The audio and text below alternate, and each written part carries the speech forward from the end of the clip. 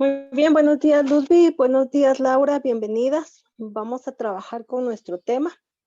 Esta semana prácticamente estamos cerrando lo que es la unidad.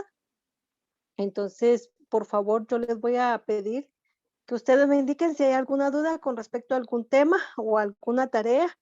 En esta semana vamos a subir en este último espacio los resúmenes que hemos desarrollado en el cuaderno y también lo que corresponde a los materiales que ustedes han desarrollado. Se recuerdan que ustedes han dado explicación y exposición de algunos materiales, entonces estos materiales también los van a subir de una vez en este espacio, por favor. Entonces ustedes me indican si hay alguna duda. No, señor. Gracias, Luzbi. Laura, ¿alguna duda para poder colaborarles en dejar claro lo que estamos desarrollando? No, señor. No, Muy bien. Entonces les recuerdo que vamos a estar no, señor, no trabajando hay duda. sobre los... Muchas gracias, Laura. Vamos entonces a trabajar lo que corresponde en esta semana a los dos documentos que tenemos en plataforma. Son tres, ¿verdad? Pero nosotros vamos a abordar el número 1 y el número 2, por favor. El tercero lo vamos ya a abordar en lo que es la segunda unidad.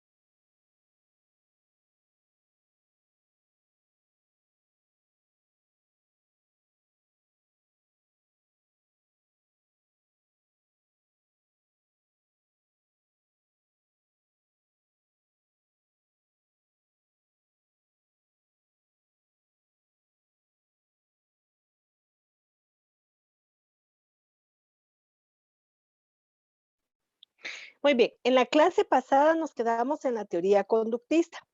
Yo les decía que nosotros solamente vamos a hacer así, ver esta teoría por el momento, así a grandes rasgos. Después nos vamos a dedicar ya a clarificar y ver cada uno de los elementos que la integran.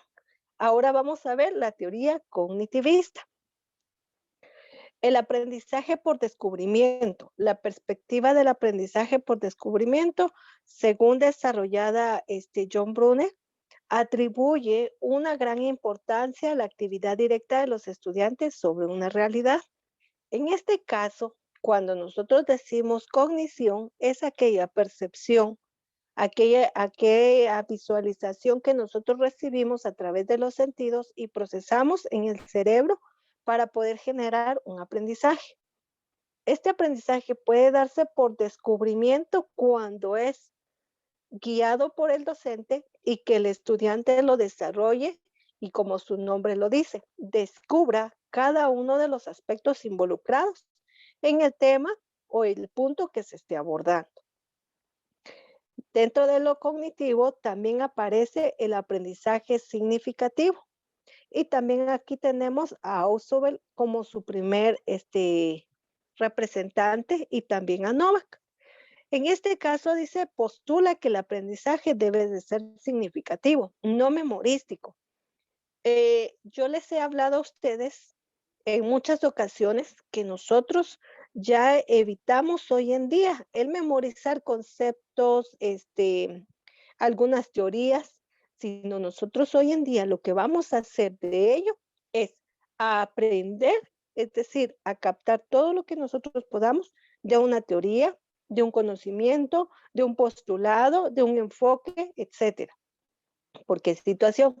Porque muchas veces hemos encontrado, por ejemplo, que los niños tienden a memorizar y si memorizan algo y pierden la palabra de un fragmento, de una expresión, de una idea, de una oración, el problema es que se olvida por completo el concepto. Entonces ahí dice que nosotros debemos de generar nuevos conocimientos que deben relacionarse con los saberes previos que posee el niño frente al aprendizaje por un descubrimiento. Es decir, nosotros siempre vamos a estar en esta línea, siempre, siempre vamos a estar en esta línea. Nosotros siempre vamos a tener un conocimiento previo, un conocimiento que en casa se nos ha dado, que hemos observado, que hemos escuchado. Bueno, entonces yo conozco sobre eso, pero solo lo conozco. No tengo la claridad, no sé cómo funcionan sus características, sus tipos, las clases, las áreas, la aplicación, etcétera. No lo conozco. Entonces, en un momento determinado viene y dice, como yo ya tengo y sé, por ejemplo, qué es eh, una planta, prácticamente yo establezco entonces qué es la planta como tal. Es una flor, es un tallo, es etcétera. Pero no conozco la clasificación.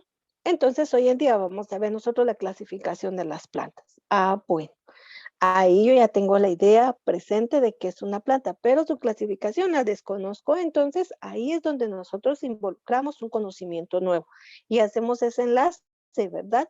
De un descubrimiento que ya poseíamos previo a uno nuevo, uno por descubrimiento.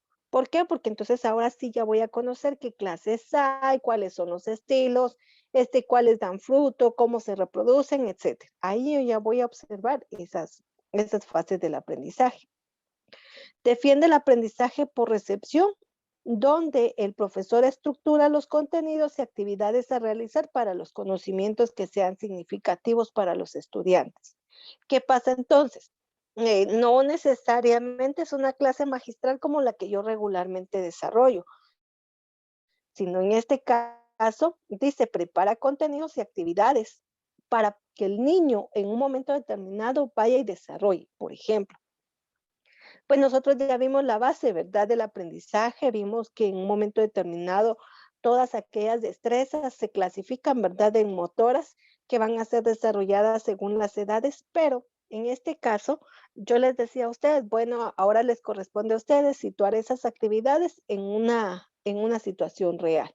Y ustedes ya presentaron ejemplos de ellos. Ah, yo ya estoy haciendo, llevando a ustedes que el contenido que yo tengo planificado llegue a ustedes de forma significativa.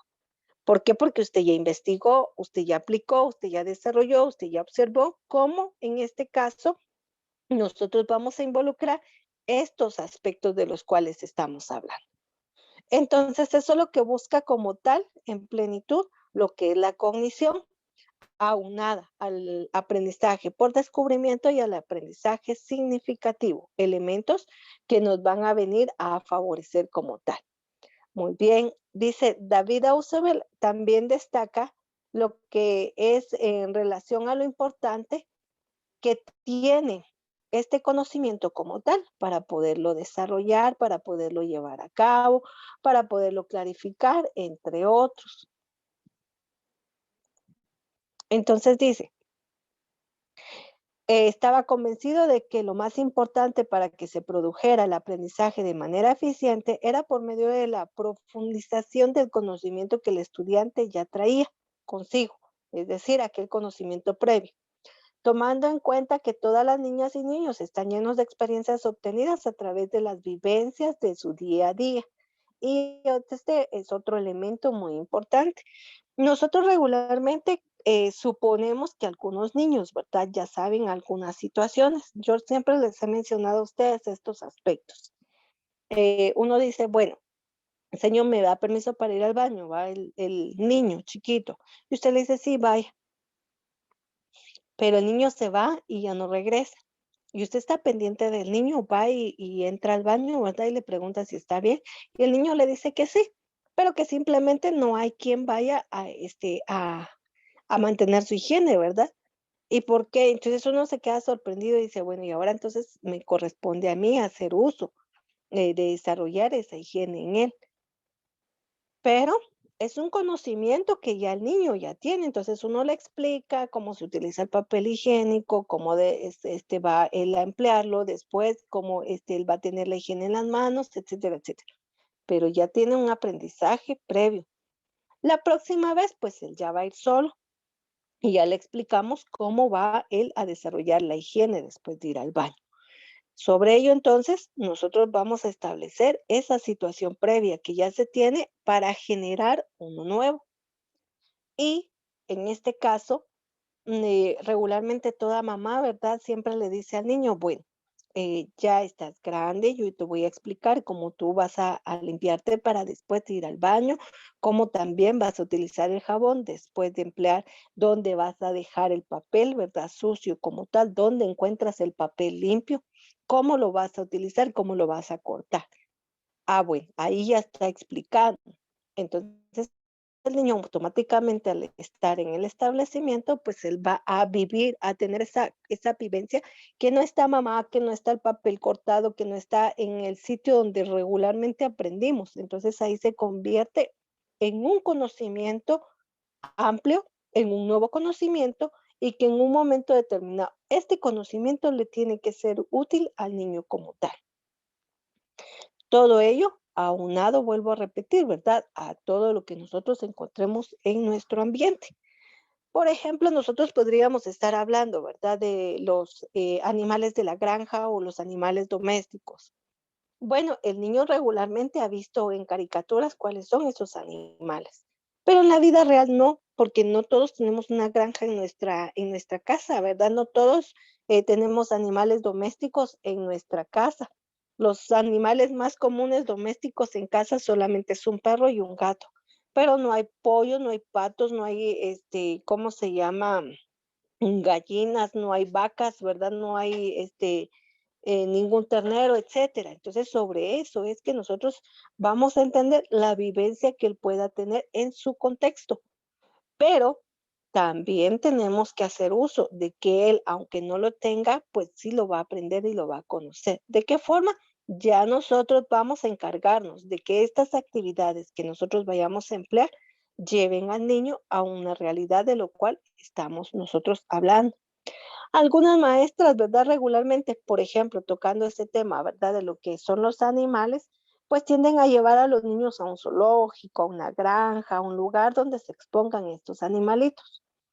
Pero como ahora, por la situación que estamos atravesando, yo no voy a poder llevarlo, pues aquí presento dibujos, presento videos, voy a hacer hasta con ellos, ¿verdad? Las paletitas con los animalitos de la granja, vamos a hacerlo con plastilina, etcétera. ¿Por qué?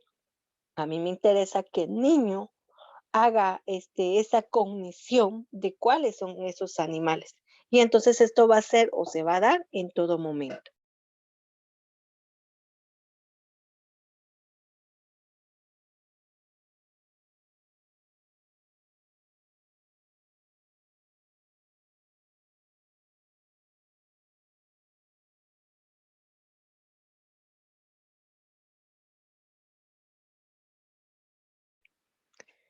Muy bien, entonces dice, si tuviese que reducir toda la psicología educativa en un solo principio, enunciaría este. El factor más importante que influye en el aprendizaje es el alumno, definitivamente. Nosotros, y aquí solamente que aquí dice el alumno ya sabe. Bueno, definitivamente vamos a dejar este factor así muy entrecortado. Pues definitivamente el factor importante dentro de un aprendizaje va a ser el estudiante. Sobre él es que nosotros vamos a guiar, vamos a establecer y vamos a hacer que él profundice con las actividades y la planificación que nosotros desarrollemos en él, no en mi persona, no yo como docente, sino en el estudiante principalmente. ¿Alguna duda al respecto? No, señor. No, señor.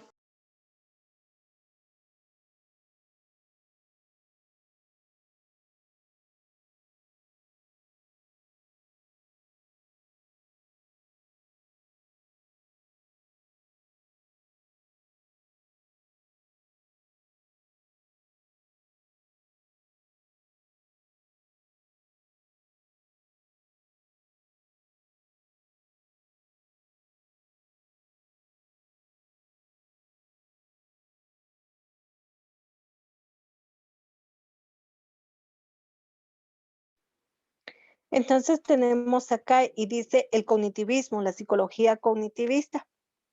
Tenemos aquí a Gardner y también a Merrill. Basa la teoría del procesamiento de la información y recogiendo también algunas ideas conductistas, en este caso el refuerzo, el análisis de tareas y el aprendizaje significativo. Aparece en la década de los 70 y pretende dar una explicación más detallada de los procesos del aprendizaje. El cognitivismo es una de las teorías desarrolladas por Jean Piaget y Jean lo que hace es que a través de sus niños, él experimenta y empieza a desarrollar esta teoría y él establece una etapa preoperacional, una etapa operacional y una etapa formal del niño como tal, en donde él va asimilando según el entorno y según la edad. Y recordemos que el niño, pues entre más edad tiene, más conocimiento hace, ¿verdad? Como tal de las situaciones.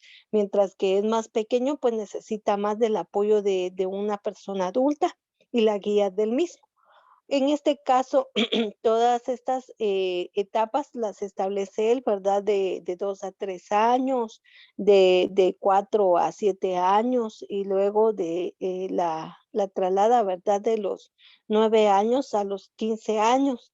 Y ahí no es que finalice este periodo del cognitivismo, sino se establece, ¿verdad? Que ya prácticamente de los 15 años, pues ya es un conocimiento formal que se establece en un adolescente.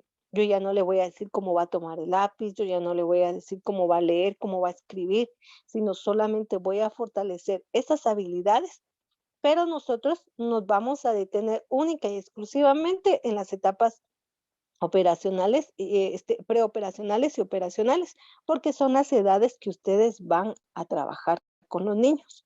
Luego tenemos el constructivismo.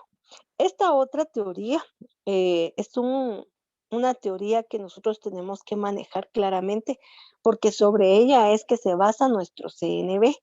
En ella está definitivamente planteada o estructurada lo que es el currículum nacional base, en nuestra guía específicamente. Es una manera, dice, determinada de entender y explicar las formas en que aprendemos. Los psicólogos que parten de este enfoque ponen énfasis en la figura del aprendiz, es decir, del estudiante. Sobre él es que gira el entorno del desarrollo de lo que es el aprendizaje como tal. En este caso, nosotros como docentes tenemos un papel importante y esto sí también es otro elemento que vamos a guardar a la memoria de largo plazo, ¿verdad? El constructivismo como tal, el papel que nosotros desarrollamos es de facilitador. En todo momento nosotros vamos a buscar que el niño desarrolle, construya, experimente, pero que él sea quien lleve a cabo su propio aprendizaje, que él construya en este caso su aprendizaje. Mientras yo solo voy a hacer la guía, le voy a facilitar las herramientas, le voy a facilitar el contenido, le voy a facilitar toda aquella actividad que a él le favorezca para desarrollar este conocimiento. Entonces les decía, esta teoría del conocimiento busca como tal que el principal elemento, actor y sujeto del proceso de aprendizaje sea el estudiante. Y aquí me menciona, ¿verdad? A la figura que les decía yo que había desarrollado esta teoría de plenitud, que es Jean Piaget. Aquí dice,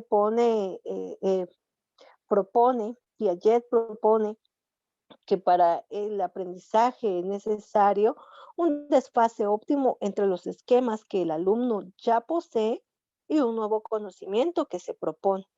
Cuando el objeto conocido está alejado de los esquemas que dispone como tal un sujeto, aquí nosotros vamos a establecer que regularmente aparece, ¿verdad? Esta situación.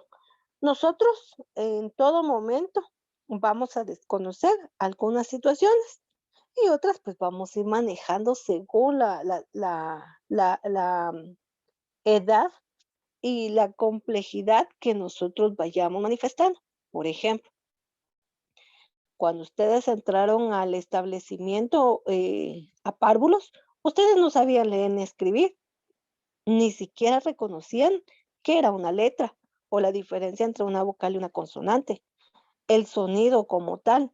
Algunos en casa posiblemente les explicaron, ¿verdad? Bueno, hay 5 vocales y las 5 vocales son A, I, O, U, y así lo repetían ustedes. ¿Y cuáles son las vocales? A, I, O, U, ¿verdad? Esto rápidamente es algo que se graba, pero poder hacer el trazo, identificarla, cuando es una vocal cerrada, cuando es una vocal abierta, qué diferencia hay entre una vocal y una consonante, etcétera, pues esas situaciones ya no, nosotros ya no las conocíamos. Y si nos las hubieran explicado en esa etapa inicial, posiblemente no las hubiéramos podido captar. Pero, más sin embargo, conforme avanza la edad, pues ahí es como nosotros encontramos esta situación de la cual estamos hablando. Entonces dice, cuando el objeto que se conoce está alejado de los esquemas que dispone el sujeto, esto no podrá atribuirle significado alguno y el proceso de enseñanza-aprendizaje será incapaz de desembocar. Es decir, no vamos a aprender algo que nosotros no tenemos un conocimiento previo. Una, o que muchas veces pues no se nos están dando de forma clara lo que estamos hablando. Entonces dice uno, ay, no, yo no le he entendido nada, ¿verdad? Si me lo explica de otra manera, tal vez comprenda. Ahí es donde entra en juego que sea el estudiante el que llegue a desarrollar estas habilidades. Yo voy a darle los puntos y las pautas necesarias para poder avanzar, pero el avance en sí depende del estudiante. Dice, sin embargo, si el conocimiento no presenta resistencias, el alumno lo podrá agregar a sus esquemas, como un grado de motivación, un proceso de enseñanza-aprendizaje que se logrará de forma correcta. A veces usted tal vez va a empezar, ¿verdad?, con los números y el niño le dice, señor, yo ya sé sumar y ya sé restar, ¿verdad? ¿Por qué? Porque él ya fue estimulado y desarrollado dentro de sus aspectos, mientras que hay otros que no, ¿verdad? Apenas están iniciando esa parte. Hay un niño que podría conocer los números del 1 al 10, más sin embargo no sabe el contenido y las unidades incluidas de valoración en el número. Un niño puede contar hasta 10 y empieza 1, 2, 3, 4, 5, 6, 7, 8, 9, 10 y ya, y puede reconocer los números, pero las unidades que contiene ese número posiblemente todavía no lo haya asignado. Entonces ahí es donde nosotros decimos, si tiene un conocimiento previo bien fundamentado, el nuevo le será fácil y entonces construye su esquema, su nuevo conocimiento, fácil.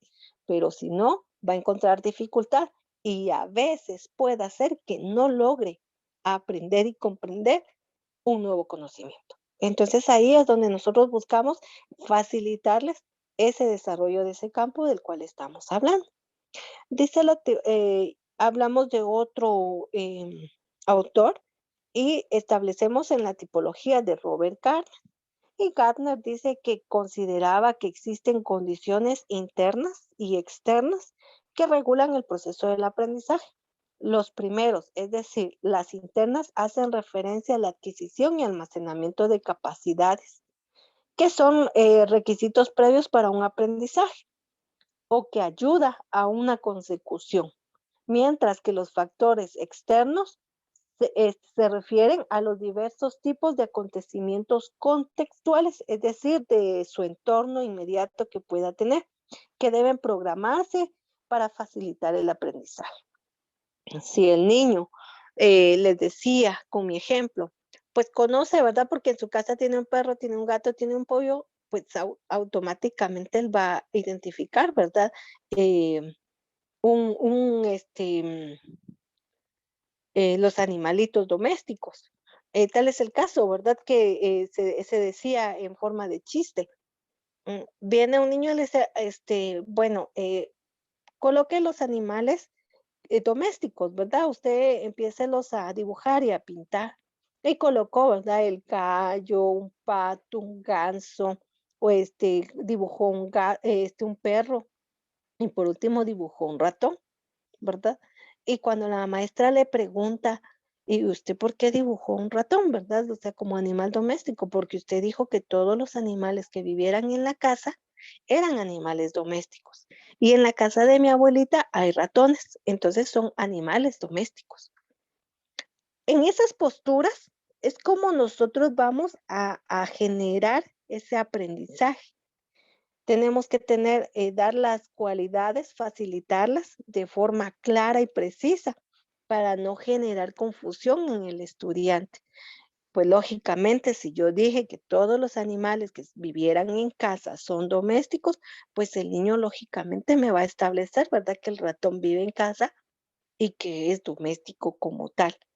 Ahí nosotros vamos a establecer esta situación, o sea, las condiciones contextuales directas que tenga el estudiante. ¿Por qué? Porque es en su entorno. Él lo vio, él sabe que ahí están, entonces lógicamente va a encontrar esa situación. Las condiciones internas, ¿verdad? Porque hay personas que automáticamente pues van a hacer la diferencia, ¿verdad? Ay, miren, no sabemos ni cómo, ¿verdad? Pero hay un ratón en la casa y tenemos que deshacernos de él. Y entonces el niño va a preguntar por qué. Y se le va a explicar, ¿verdad? Que un ratón es un roedor, es un animal que no es, agradable, que regularmente se mantiene, ¿verdad? En lugares sucios o que son atraídos por lugares sucios y que son un factor contaminante. Entonces, que un ratón definitivamente ni es mascota, ni es parte de la familia, ni es animal doméstico, ni va a ser mucho menos agradable a la vista, ¿verdad? Entonces ahí ya el niño entra en esa situación interna de poder entender y comprender qué es lo que es un ratón como tal. Y la diferencia, ¿verdad? Que establecer que en un momento puede habitar por unos días en la casa, mas sin embargo no es un animal doméstico. ¿Vamos entendiendo esta situación? Sí, señor. Sí, señor. Muy bien, gracias. Dice las tareas de aprendizaje que Gardner propuso para el ámbito cognitivo se organizan en una jerarquía de progresividad, es decir, les decía a ustedes, ¿verdad? Ya ustedes a la edad que están como tal, pues usted identifica claramente muchas situaciones. Yo ya no le voy a decir, mire, Laura, así no se toma el lápiz, ¿verdad? Tiene que tomarlo de esta forma correcta. Yo ya no le voy a solicitar, por ejemplo, a Laura que compre un corrector de postura de lápiz, ¿verdad? Porque ella ya lo utiliza, mientras en el niño no, porque el niño como no ha aprendido, entonces él apenas está desarrollando esa situación, pero no me ha comprendido cómo llevarlo a cabo. Entonces es fácil para mí decirle al papá que por favor compre un adaptador de postura de lápiz. Entonces, como ya ahí automáticamente tengo que colocar, ¿verdad? Los dos dedos, entonces ya sus deditos se van a ir habituando a ese corrector de postura para tomar el lápiz de forma correcta. Y cuando veamos, pues ya se lo vamos a quitar porque ya no va a ser necesario que lo utilice. A esta altura, yo ya no le voy a pedir a usted un corrector de postura de lápiz, ¿verdad? Porque usted ya sabe cómo manejarlo. Entonces, eso es el grado complejo. Yo ya no le voy a decir a Luzbi, ¿verdad? Luzbi, no te tienes que pasar de la línea, ¿verdad? Para pintar. Eso ya lo sabe Luzbi. Yo ya no voy a decirle, Ludwig se pinta de arriba hacia abajo o de abajo hacia arriba. Si vas en línea diagonal, pues en diagonal. Si vas en línea horizontal, horizontal. Si vas en línea vertical, en vertical, ¿verdad? No, yo ya no le voy a explicar eso porque ella ya lo sabe. Entonces, cuando yo venga ahora y le diga, bueno, vamos a hacer un resumen y vamos a hacer un esquema de acuerdo al tema que estamos abordando. Ah, sea, yo ya no voy a explicar qué es un esquema, yo ya no voy a explicar qué es un mapa conceptual, porque eso ya lo maneja usted. Y sumado a ello, vamos a colocarle, según la caracterización y colores. Es algo muy sencillo que usted ya conoce, pero que yo le vaya a decir a un niño preprimaria, vamos a hacer un esquema, un mapa conceptual, pues él no me va a entender porque todavía no tiene la concepción de qué es un esquema. Entonces, ahí es donde vamos a ir integrando o sumando esa complejidad. Dice, va desde el reconocimiento perceptivo hasta la solución de problemas. Y para ello implica los siguientes puntos. Reacción ante una señal que provoque un estímulo. La respuesta condicionada clásica de Pavlov, se recuerdan que dijimos, ¿verdad? Que como él había experimentado con un animal, el cual el individuo aprende a dar respuestas difusas a una señal. Yo les decía a ustedes la vez anterior, yo para llamar su atención no voy a tronar las manos, ¿verdad? A ver, ¿me prestan atención? Definitivamente no, o sea, esto no es correcto. Yo solamente les voy a decir, bueno, vamos a prestar atención, ¿hay alguna duda? Y usted automáticamente me acaba de decir que no hay dudas, ¿verdad? Ahí nosotros estamos dando una señal, pero no estoy yo generando un estímulo, ¿verdad? Incorrecto o inadecuado, sino estamos basados a un lenguaje que ambos manejamos como tal. Luego dice, estímulo de respuesta. El contexto de Thorndike dice que la operante discriminada por Skinner, llamada a veces respuesta instrumental, se encadenan dos o más conexiones de un estímulo y respuesta. Para ubicar rápido, ¿qué es un estímulo-respuesta? Usted, si se maja un dedo, pues no se va a reír, ¿verdad? Automáticamente, pues lógicamente que se majó el dedo y lo que va a hacer es que va a gritar, va a llorar, va a generar un gesto de dolor específicamente. Entonces ahí es como nosotros vamos a ver, tuvimos un estímulo, sí, ¿qué estímulo fue? De dolor, de malestar. Me lastimé, ¿verdad? Y automáticamente pues se generó una respuesta, dolor, un grito, una emoción. Ahí tengo yo una respuesta como tal. El estancamiento, perdón, el encadenamiento, dice, se encadenan dos o más conexiones con un estímulo y respuesta. Aparte de que usted va a llorar, aparte de que usted gritó, le va a quedar el dolor, posiblemente si hasta hubo un corte, ¿verdad? Usted va a tener que utilizar otros elementos para poder sanar esa herida, dentro de los cuales pues van a haber otros, no solo tengo el dolor y me van a echar alcohol, pues me va a doler aún más, ¿verdad? Entonces, cuando yo sienta que van a echar el alcohol, pues me va a doler y voy a volver otra vez a generar otra respuesta. Y así es como pasa en nuestro entorno. Ahora bien, situándolo en este caso en la educación, usted enséñele a un niño a contar y dígale cuántas unidades tiene, que contiene cada elemento o cada número. Y empieza el niño, ¿verdad? Ah, bueno, aquí entonces tengo una computadora, tengo un mouse, tengo 6 lápices de color, tengo un cuaderno, tengo 5 hojas y él empieza ya a situar, ¿verdad? Porque el estímulo fue uno, pero las respuestas van a ser varias. ¿Por qué situación? Porque ya lo está contextualizando, ya está haciendo una cadena de estas situaciones. Vamos y le decimos al niño, entonces, como el número 2, ¿verdad? Establece 2 unidades, 2 objetos, 2 elementos. Entonces, usted le dice que la asociación es un par y el niño entonces va haciendo esa cadena de conexión. Ah, bueno, entonces 2 significan 2 unidades. Y también puede llamársele par, ¿verdad? Pero par es cuando se establecen 2 elementos. Entonces dicen, ah, bueno, tengo un par de manos, un par de ojos, un par de pies, un par de oídos, pero usted empezó solamente con la situación de 2 elementos. Entonces vea cómo este estímulo genera varias respuestas. A eso se refiere, a ese encadenamiento que nosotros podemos generar por una situación que vamos a encontrar múltiples respuestas. Discriminación múltiple, identificar respuestas a los estímulos que se asemejan unas con otras, de modo que ocurren, unas surgen, ¿verdad? Como tal, y luego van a surgir otras que puedan o no tener relación. Ahora bien, ¿por qué? Yo comencé hablando de las unidades, entonces todo lo relacioné a los útiles escolares.